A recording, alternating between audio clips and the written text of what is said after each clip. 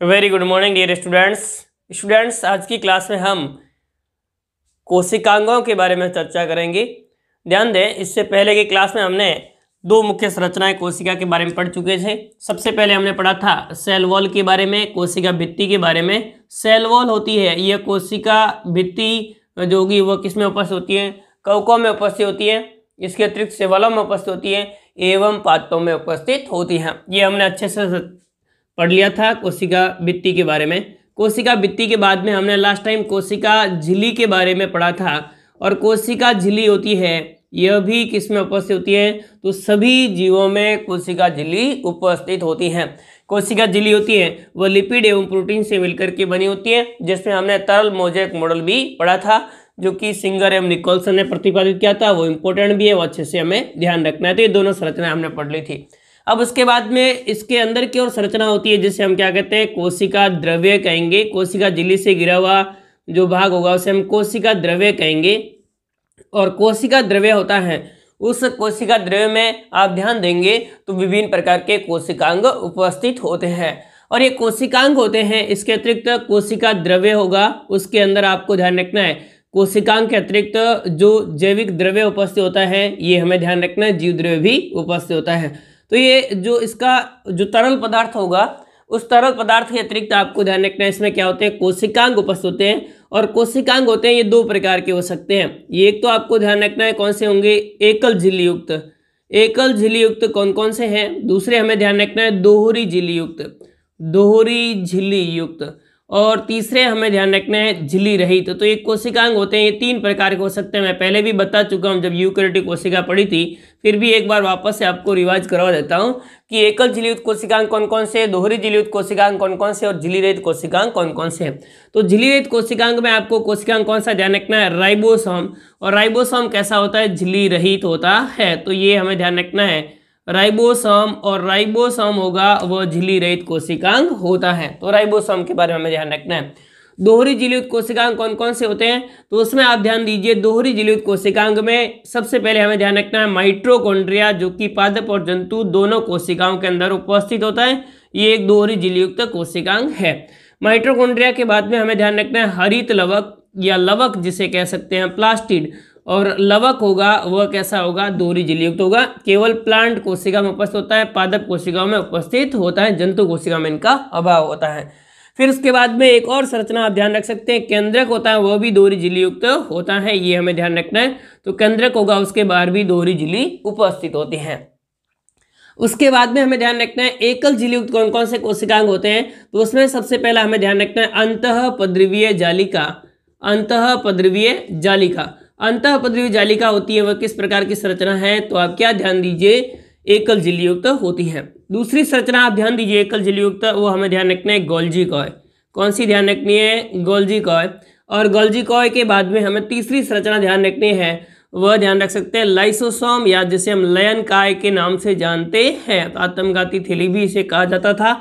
ये हमें ध्यान रखना है। जो लाइसोसोम होते हैं ये इस प्रकार से तीन संरचना हमें ध्यान रखनी है, अंतःपद्रवीय जालिका, गोल्जी कॉय और तीसरा लाइसोसोम। और चौथी संरचना इसमें आप ध्यान रख सकते हैं, वो ध्यान रख सकते हैं रिक्तिका या वोक्यूल्स, जो कि मुख्य रूप से पादप कोशिकाओं के अंदर उपस्थित होती है, जंतु कोशिकाओं में अनुपस्थित या बहुत छोटी होती है। तो ये चार संरचनाएं हमें मुख्य रूप से ध्यान रखनी जो एकल झिल्लीयुक्त। इसके अतिरिक्त आप ध्यान दीजिए परऑक्सीसोम, स्पिरोसोम्स, ये भी संरचनाएं होती है जो कि एकल झिल्लीयुक्त होती है, माइक्रोट्यूब्यूल्स वगैरह। तो ये हमें ध्यान रखना है। तो ये जो होगा उसमें आप ध्यान दीजिए। तो ये चारों संरचनाएं जो हमने देखी है, अंतःपद्रवीय जालिका, गोल्जी कॉय, लाइसोसोम एवं रिक्तिका, इनके जो कार्य होते हैं वो सबके अलग अलग तो होते हैं, परंतु कार्य आपस में जुड़े हुए रहते हैं। कार्य आपस में क्या होते हैं? जुड़े हुए रहते हैं। आपस में क्या होते हैं? जुड़े हुए रहते हैं। और वे अंग जो कि एक दूसरे से अलग अलग होते हैं, जिनके कार्य भी भिन्न भिन्न होते हैं, परंतु इनके कार्य होंगे वे आपस में क्या होते हैं? जुड़े हुए रहते हैं, एक दूसरे से रिलेटेड होते हैं। तो इस प्रकार के जो झिल्लिका तंत्र होगा उसे हम अंतः झिल्लिका तंत्र कहा जाता है। उसे हम किस नाम से जानेंगे? अंतः झिल्लिका तंत्र कहा जाता है। तो आप क्या ध्यान दीजिए? वे अंगक या कोशिकांग, वे अंगक या जिसे हम क्या कहेंगे? कोशिकांग कहेंगे। वे अंगक या कोशिकांग जिनके कार्य जिनकी संरचना एवं कार्य भिन्न भिन्न होते हैं, संरचना एवं कार्य भिन्न भिन्न होते हैं, जिनकी संरचना एवं कार्य क्या होंगे, भिन्न भिन्न होते हैं, अलग अलग होते हैं, परंतु इनके कार्य आपस में जुड़े हुए रहते हैं, क्या होते हैं, जुड़े हुए रहते हैं, कार्य आपस में जुड़े हुए, एक दूसरे पर निर्भर रहते हैं, आपस में जुड़े रहते हैं। तो आपस में जुड़े रहते हैं तो उसे हम क्या कहते हैं, अंतःझिलिका तंत्र कहा जाता है। अंतःझिलिका तंत्र किसे कहेंगे, तो आप क्या ध्यान दीजिए कि वे कोशिकांग या अंगक जिनके कार्य एवं संरचना भिन्न भिन्न होती है, परंतु इनके कार्य आपस में जुड़े हुए रहते हैं, एक दूसरे पर निर्भर होते हैं, इस प्रकार की संरचनाओं को सम्मिलित रूप से हम क्या कहेंगे, अंतःझिलिका तंत्र कहा जाता है। तो ये हमें ध्यान रखना है, अंतःझिलिका तंत्र।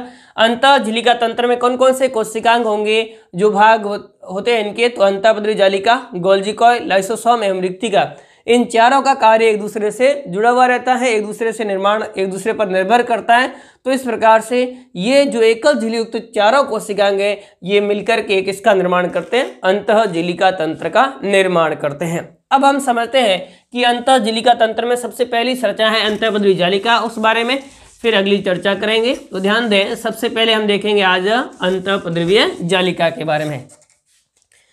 ध्यान दें, हमारा जो पहला टॉपिक रहेगा वो कौन सा हमें ध्यान रखना है, अंतःपद्रव्य जालिका।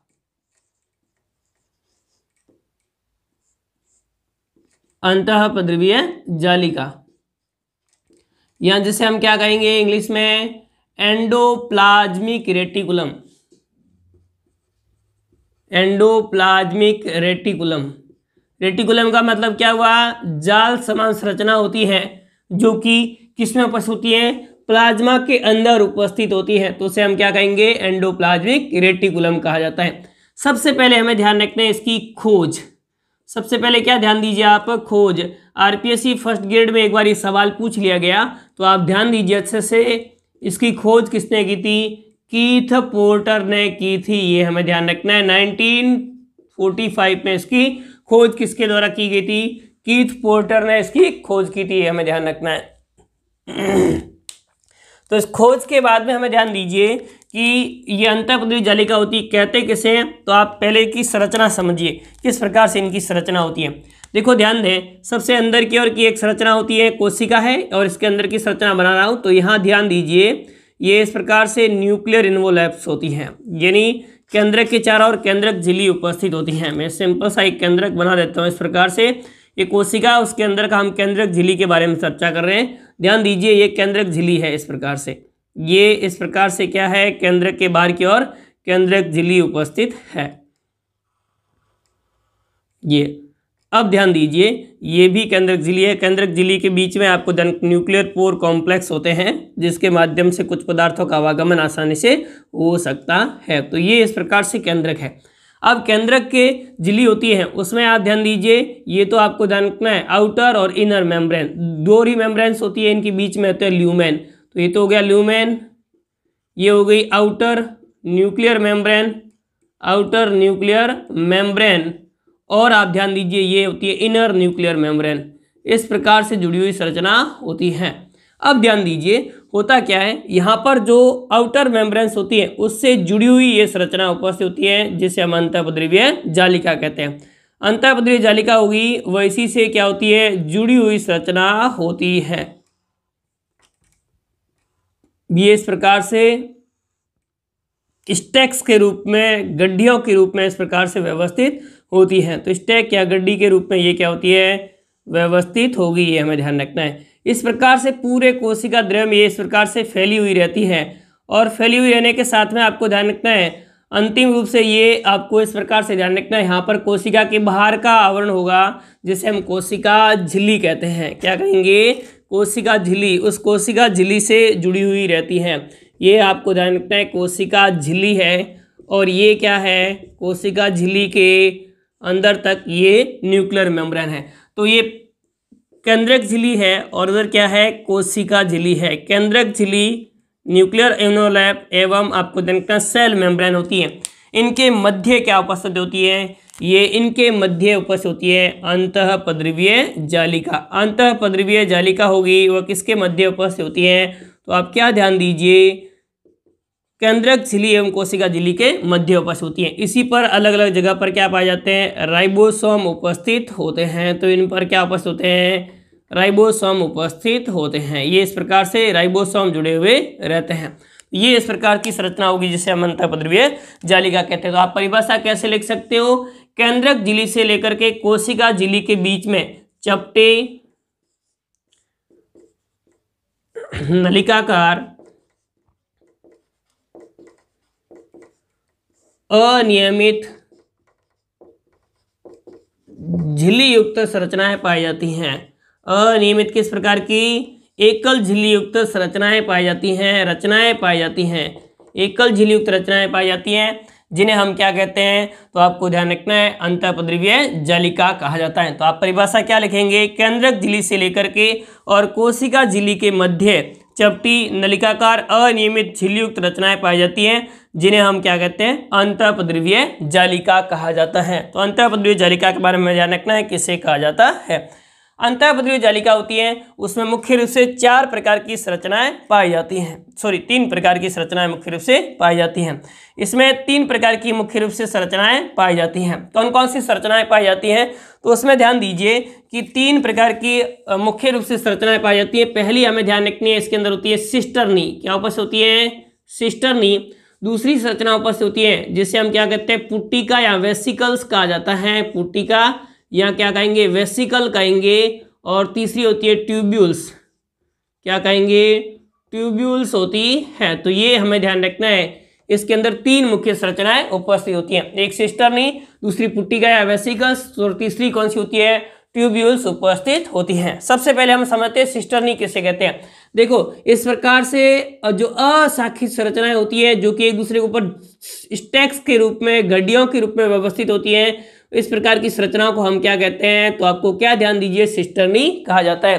तो ये नलिकाकार अशाखित संरचनाएं होती है जो कि एक दूसरे के ऊपर गड्डियों के रूप में व्यवस्थित होती हैं और इस पर राइबोसोम भी पाए जाते हैं। तो इस प्रकार की संरचनाओं को हम क्या कहेंगे? तो आप ध्यान दीजिए, इस प्रकार की संरचनाओं को हम कहते हैं, वो हमें ध्यान रखना है, सिस्टर्नी कहा जाता है। ये अशाखित संरचनाएं होती है। दूसरी आपको ध्यान रखना है, गोलाकार संरचनाएं होती हैं जिसे हम क्या कहते हैं? वेसिकल्स कहा जाता है। ये हमें ध्यान रखना है, इस प्रकार से गोलाकार संरचनाएं उपस्थित होगी जिसे हम क्या कहेंगे? वेसिकल्स कहते हैं। और तीसरी संरचनाएं होती है जो कि शाखित प्रकार की होती है। इस प्रकार की शाखित संरचना होगी उसे हम किस नाम से जानते हैं? तो आपको ध्यान रखना है, इस प्रकार से शाखित संरचनाएं होगी, उन शाखित रचनाओं को हम किस नाम से जानते हैं? तो इस प्रकार की शाखित रचनाएं होगी उसे हम ट्यूब्यूल्स कहा जाता है। ट्यूब्यूल्स होगी, इसकी भित्ति होती है वो चिकनी होती है। अनियमित शाखित चिकनी भित्ति युक्त जो संरचनाएं होती हैं उसे हम क्या कहते हैं? ट्यूब्यूल्स कहा जाता है। तो ये इस प्रकार से हमें ध्यान रखना है कि सिस्टर्नी, ट्यूब्यूल्स एवं पुट्टिका, इन तीनों संरचनाओं से मिलकर के और किसका निर्माण होता है? अंतःपद्रवीय जालिका का निर्माण होता है। तो अंतःपद्रवीय जालिका होगी उसमें 3 मुख्य संरचनाएं उपस्थित, सिस्टर्नी उपस्थित होती है, पुट्टिका या वेसिकल्स उपस्थित होती है और ट्यूब्यूल्स उपस्थित होती हैं। तो ये 3 संरचनाएं मिलकर के अंतःपद्रवीय जालिका का निर्माण करते हैं। अब ध्यान दीजिए, अंतःपद्रवीय जालिका होती है वो 2 प्रकार की होती हैं। अंतःपद्रवीय जालिका 2 प्रकार की होती हैं। अंतःपद्रवीय जालिका कितने प्रकार की होती हैं? तो आप क्या ध्यान दीजिए, 2 प्रकार की होती है। अंतःपद्रवीय जालिका होगी, इस पर राइबोसोम की उपस्थिति या अनुपस्थिति आधार पर ये कितने प्रकार की होती है? 2 प्रकार की होती हैं। एक हमें ध्यान रखते हैं, वो ध्यान रखना है खुरदरी अंतःपद्रवीय जालिका, और दूसरी हमें कौन सी ध्यान रखनी है? चिकनी अंतःपद्रवीय जालिका। तो आप पहली ध्यान दीजिए, खुरदरी अंतःपद्रवीय जालिका, या जिसे हम रफ एंडोप्लाज्मिक रेटिकुलम कहा जाता है। तो इसे हम क्या कहेंगे? रफ एंडोप्लाज्मिक रेटिकुलम कहा जाता है, या शॉर्ट में इसे लिखेंगे RER,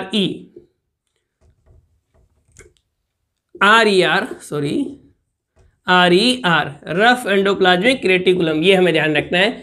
दूसरी होती है वो हमें ध्यान रखनी है चिकनी अंतःपद्रवीय जालिका,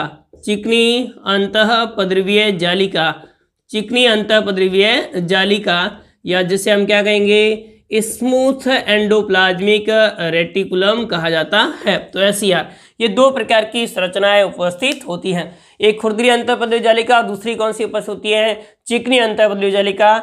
ये दो प्रकार की होती हैं। पहली आप ध्यान दीजिए, कौन सी, खुरदरी अंतःपद्रव्य जालिका। खुरदरी अंतःपद्रव्य जालिका होती है, इसकी सतह पर क्या पाए जाते हैं, इसकी सतह पर राइबोसोम पाए जाते हैं। सतह पर क्या पाए जाते हैं, राइबोसोम पाए जाते हैं। तो इनकी सतह पर क्या पाए जाते हैं, राइबोसोम पाए जाते हैं। इस कारण से यह कैसी होती है, खुरदरी होती है। तो पहली बात आपको इंपॉर्टेंट ध्यान रखनी है, इनकी सतह पर राइबोसोम उपस्थित होते हैं और राइबोसोम होते हैं वो राइबोजाइम नामक प्रोटीन एंजाइम की सहायता से जुड़ा हुआ रहता है। तो ये हमें ध्यान रखना, राइबोजाइम की सहायता से अंतःपद्रव्य जालिका पर जुड़ा हुआ रहता है। ये मुख्य रूप से निर्मित होती है, वो किससे होती है, सिस्टर्नी से निर्मित होती हैं। तो ये मुख्य रूप से किससे निर्मित होगी, सिस्टर्नी से निर्मित होती हैं। और इस प्रकार की संरचनाएं होती हैं, उन्हें हम क्या कहते हैं, तो आपको ध्यान रखना है, खुरदरी अंतःपद्रव्य जालिका कहते हैं।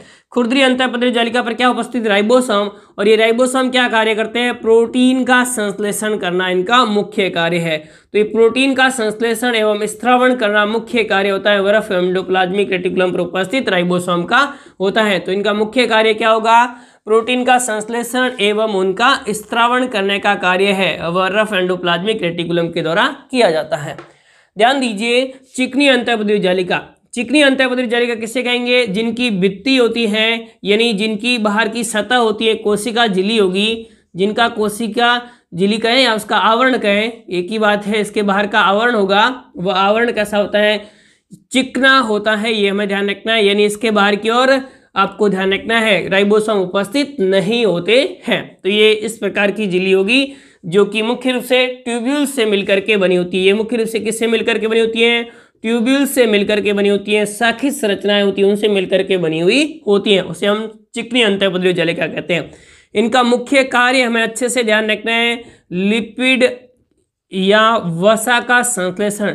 लिपिड या वसा का संश्लेषण मुख्य कार्य होता है, वो किसका होता है, चिकनी अंतःपद्रव्य जालिका का होता है। तो चिकनी अंतःपद्रव्य जालिका का मुख्य कार्य होता है वसा या लिपिड का संश्लेषण करना, और खुरदरी अंतःपद्रव्य जालिका का मुख्य कार्य होता है, वो क्या होता है, प्रोटीन का संश्लेषण करना इनका मुख्य कार्य होता है। ये हमें ध्यान रखना है। अब ध्यान रखें, इनकी आरी जो रफ और स्मूथ एंडोप्लाज्मिक है, इन दोनों के कार्य क्या है, यानी जो एंडोप्लाज्मिक रेटिकुलम है उसके कार्य क्या क्या है, उस बारे में हम चर्चा करेंगे। तो ध्यान दें, सबसे पहले हमें ध्यान रखना है इसका कार्य क्या क्या है। तो एक तो आपको क्या ध्यान रखना है कि ये पूरे झिल्ली के अंदर, पूरी कोशिका झिल्ली से लेकर के और जो न्यूक्लियर मेम्ब्रेन होती है, केंद्रक झिल्ली होती है, उस तरफ फैली रहती है। तो ये आपको ध्यान रखना है, कोशिका को निश्चित आकार, कोशिका को आकार, आकृति एवं दृढ़ता प्रदान करता है।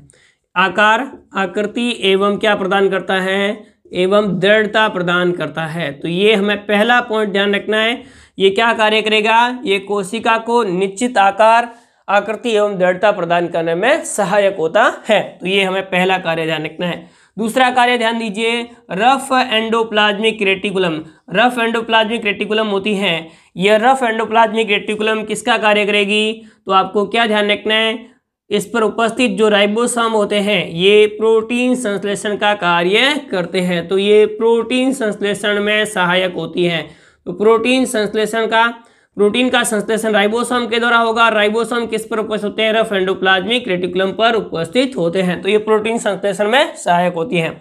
तीसरा कार्य ध्यान दीजिए, स्मूथ एंडोप्लाज्मिक रेटिकुलम। और स्मूथ एंडोप्लाज्मिक रेटिकुलम होती है, इसके द्वारा किसका संश्लेषण किया जाएगा, लिपिड या वसा का संश्लेषण। लिपिड या किसका संश्लेषण, वसा का संश्लेषण किया जाता है। इसके अतिरिक्त आपको ध्यान रखना है, इसके द्वारा ग्लाइकोजन का भी संश्लेषण किया जाता है। तो ये ग्लाइकोजन का भी संश्लेषण किया जाता है, लिपिड या वसा का संश्लेषण किया जाता है। एवं आपको ध्यान रखना है, जंतु कोशिकाओं में, इंपॉर्टेंट है ध्यान रखना है, जंतु कोशिकाओं में स्टेरॉइड्स हार्मोन होते हैं, स्टेरॉइड्स हार्मोन होते हैं, उन हार्मोनों का संश्लेषण भी इनके द्वारा किया जाता है। तो जंतु कोशिकाओं में स्टेरॉइड्स हार्मोन का संश्लेषण है, वह किस अंतःपद्रव्य जालिका के द्वारा किया जाता है, चिकनी अंतःपद्रव्य जालिका के द्वारा किया जाता है। इसके अतिरिक्त आप ध्यान दीजिए, चिकनी अंतःपद्रव्य जालिका होती है, उसे डिटॉक्सिफिकेशन का कार्य किया जाता है, यानी अविषाक्तीकरण का कार्य भी किया जाता है। कोशिकाओं में विभिन्न उपापचयी क्रियाओं के दौरान जो विषाक्त पदार्थ बनते हैं उन विषाक्त पदार्थों को कम विषाक्त पदार्थों के रूप में परिवर्तित करने का कार्य स्मूथ एंडोप्लाज्मिक रेटिकुलम के द्वारा किया जाता है। तो इसके लिए एक प्रोटीन उपस्थित होता है, P450 नामक प्रोटीन उपस्थित होता है। ये प्रोटीन एंजाइम होगा, इस प्रोटीन एंजाइम के द्वारा टॉक्सिक पदार्थों को, टॉक्सिक्स जो उपापचयी क्रियाओं के दौरान बनते हैं उनको डिग्रेड करने का कार्य किया जाता है। तो ये हमें ध्यान रखना है स्मूथ एंडोप्लाज्मिक रेटिकुलम का अगले कार्य के बारे में। इसके अतिरिक्त आप और ध्यान दीजिए तो आपको ध्यान रखना है कि ये चिकनी अंतःपद्रीय जालिका और खुरदरी अंतःपद्रीय जालिका होती है, इनके द्वारा ही आपको ध्यान रखना है कि विभिन्न उपापचयी क्रियाओं के लिए स्थान प्रदान किया जाता है। विभिन्न उपापचयी क्रियाओं के लिए क्या किया जाता है?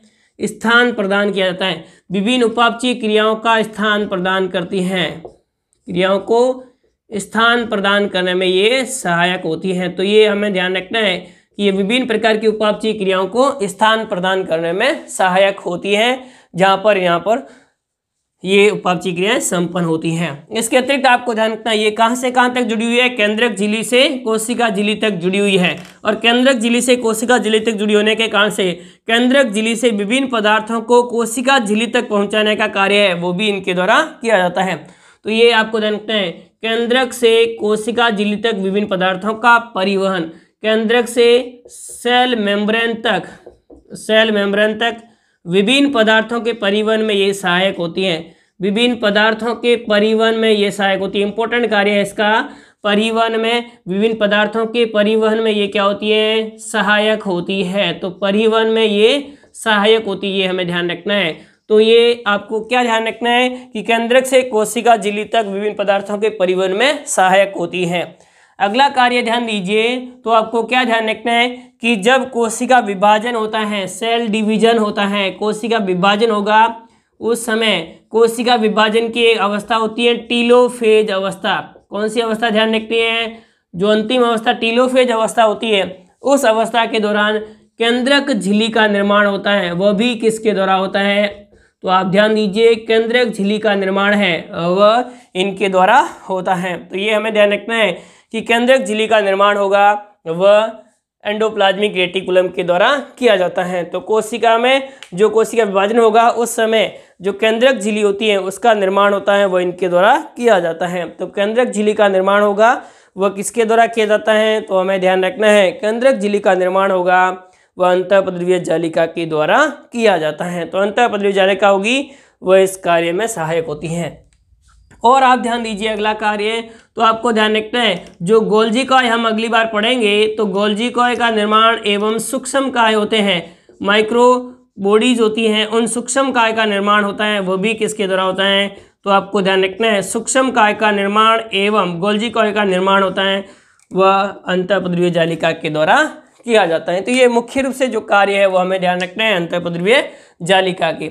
एक बार क्विक रिवीजन कर लीजिए अंतःपद्रवीय जालिका का। सबसे पहले हमें ध्यान रखना है अंतःपद्रवीय जालिका होती है वह अंतःझिल्लिका तंत्र का ही भाग होता है, क्योंकि इनके कार्य गोल्जी कॉय और लाइसोसोम तथा जो रिक्तिका होती है उनके कार्यों से जुड़े हुए रहते हैं। फिर उसके बाद हमें ध्यान रखना है अंतःपद्रवीय जालिका की खोज कीथ फोर्टर ने की थी और इन्हें अंतःपद्रवीय जालिका नाम दिया था। फिर उसके बाद हमें ध्यान रखना है किसे कहते हैं अंतःपद्रवीय जालिका? केंद्रक झिल्ली से लेकर के कोशिका झिल्ली के मध्य चपटी नलिकाकार अनियमित झिल्ली युक्त संरचनाएं उपस्थित होती हैं जिन्हें हम अंतःपद्रवीय जालिका कहते हैं। अंतःपद्रवीय जालिका होती है, इस अंतःपद्रवीय जालिका के निर्माण होता है वो तीन प्रकार की संरचनाओं से होता है, सिस्टर्नी, पुट्टिका एवं ट्यूब्यूल्स। सिस्टर्नी होती है वे अशाखित होती हैं एवं आपको ध्यान रखना स्टैक्स के रूप में, ढेरी के रूप में उपस्थित होती हैं और एक दूसरे के समांतर रूप से व्यवस्थित होती हैं। पुट्टिकाएं गोलाकार संरचनाएं होती हैं, उसे हम पुट्टिकाएं कहेंगे। ट्यूब्यूल्स शाखित संरचनाएं होती है, चिकनी भित्ति युक्त होती है, उन्हें हम क्या कहेंगे? ट्यूब्यूल्स कहते हैं। अंतःपद्रवीय जालिका होती है, इसको दो प्रकार होते हैं, खुरदरी अंतःपद्रवीय जालिका जिस पर राइबोसोम उपस्थित होते हैं, चिकनी अंतःपद्रवीय जालिका जिस पर राइबोसोम का अभाव होता है। खुरदरी अंतःपद्रवीय जालिका प्रोटीन संश्लेषण में सहायक होती है क्योंकि इस पर राइबोसोम उपस्थित है, जबकि चिकनी अंतःपद्रवीय जालिका होती है वो वसा के संश्लेषण में मुख्य रूप से कार्य करती हैं। फिर उसके बाद में इनके कार्य कोशिका को निश्चित आकार, आकृति एवं दृढ़ता प्रदान करने में सहायक होती है। राइबोसोम उपस्थित जो प्रोटीन संश्लेषण में कार्य करते हैं। स्मूथ एंडोप्लाज्मिक रेटिकुलम पर लिपिड, वसा, ग्लाइकोजन, जंतु कोशिका में स्टेरॉइड्स, हार्मोन एवं स्टेरॉइड्स का स्रावण या निर्माण किया जाता है। ये डिटॉक्सिफिकेशन का कार्य करती है, इसके लिए एक प्रोटीन कार्य करता है, P450 प्रोटीन एंजाइम कार्य करता है। फिर विभिन्न उपापचयी क्रियाओं के लिए स्थान प्रदान करती है। केंद्रक से लेकर के कोशिका झिल्ली तक विभिन्न पदार्थों के परिवहन या आवागमन में ये सहायक होती हैं। कोशिका विभाजन के समय टीलोफेज अवस्था में केंद्रक झिल्ली के निर्माण में ये सहायक होती हैं। गोल्जी कॉय एवं सूक्ष्म काय के निर्माण में सहायक होती हैं। तो ये इस प्रकार से कार्य ध्यान रखने वांछित पद्धति जालिका के। नेक्स्ट अगली क्लास में हम गोल्जी काय के बारे में पढ़ेंगे। तब तक के लिए धन्यवाद। Thank you.